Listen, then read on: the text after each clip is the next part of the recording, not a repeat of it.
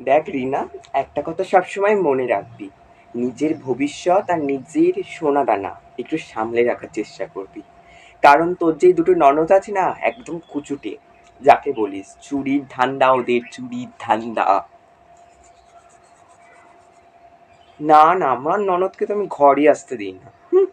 ঘর যখনই আছে বলেছি, আমি তো মাকে বলেই দিয়েছি, মানে ওই কুচুটে শাশুড়িকে বলেই দিয়েছি, যখন ননদ বলবে যে আমি ঘর যাব, তুমি কিন্তু এক কথায় বলবে না। না হলে যে তোমার কি দুর্দশা হবে সেটা তুমি দেখে নিও, আমি পারবো না। এই তাড়াতাড়ি জল থেকে নাও তো, কখন ধরে লাইনে দাঁড়িয়ে আছি। আর তোদের দলিল হচ্ছিল যে, জমির দলিল না ঘর সম্পত্তির দলিল, ওটাতে কি কি হলো? মেজ ভাসুরকে কিন্তু একদম জায়গা দিসনি।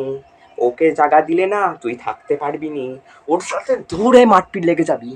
আমি হলে ওরকমই করতুম, একদম ওকে জায়গা দিবি নি অন্তত।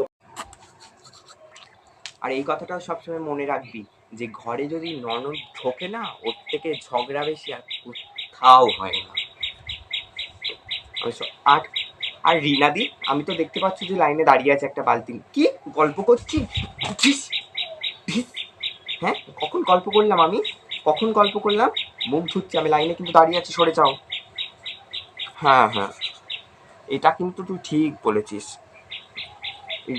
যেই ঘরে ননদ ঢুকবে সেই ঘরে মানে সুখ, শান্তি, টাকা পয়সা কিচ্ছু থাকবে না।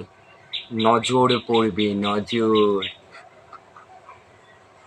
আমি কিন্তু এই কথাটা তোকে বারবার বলে দিলাম। রিনাদি সরে যাও, সরে যাও। আমি কিন্তু বটি নিয়ে এসেছি আজকে, বালতি ফালতি সব ভেঙে উড়িয়ে দেবো, সরে যাও তাড়াতাড়ি,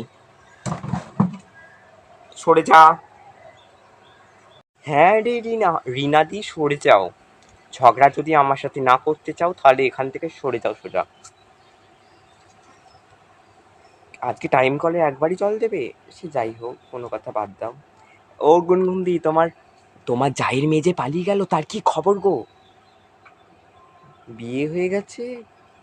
ও, কালকে দেখলে তো রিনার মেয়েকে, এইটুকু একটা ড্রেস পরেছে, এইটুকু পেট সব দেখা যাচ্ছে। আর আমার কি কিছু বলার আছে? এই যে এঁচোড় একটা, গুনগুনদির গাছে কত এঁচোড় হয়েছে, আমার এই গাছে এই একটা এঁচোড় হয়েছে, এই একটা, একটাতে এত সবার লোভ, এত লোভ কি বলবো। আর গুনগুনদির তো 4-5টা বোধহয় এঁচোড় হয়েছে, 4-5টার থেকেও বেশি। তলা থেকে একদম নিচ পর্যন্ত, ওপর পর্যন্ত এঁচোড়। গড় করি বাবা, এত কিট্টে পোনা। একটা এঁচোড় চাইলে বলবে গাছে এঁচোড় নেই, আমি জানি চোখে